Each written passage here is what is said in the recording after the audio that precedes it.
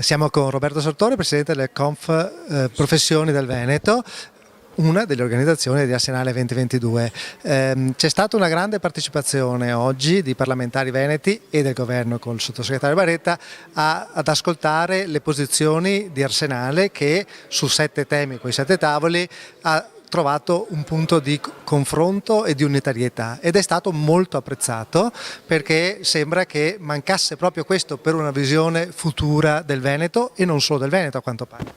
Sì, assolutamente. Devo dire che se un anno fa mi avessero detto che saremmo oggi arrivati qui avrei fatto una risata. In realtà invece in questo breve periodo siamo riusciti a mettere insieme tutte queste associazioni che ovviamente hanno interessi diversi ma hanno trovato questo tavolo comune importante soprattutto per il Veneto ma anche per le associazioni stesse che hanno trovato una direttrice che ci porterà molto lontano.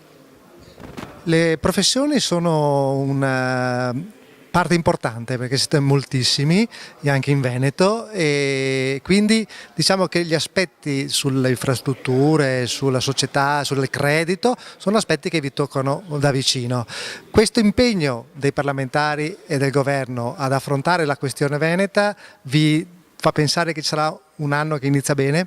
Assolutamente sì e i professionisti troveranno uno spazio particolare in questo. Volevo ricordare, ma i tempi sono stati quelli che sono stati, il fatto che i professionisti hanno aumentato e portato alla pubblica amministrazione la digitalizzazione. Cioè abbiamo collaborato a far sì che si elevasse nella pubblica amministrazione questo strumento. Adesso intendiamo portare questo strumento anche alle piccole e medie industrie del Veneto che non lo sfruttano come dovrebbe essere sfruttato e entriamo proprio nel smart service previsto dal progetto appunto Italia 4.0.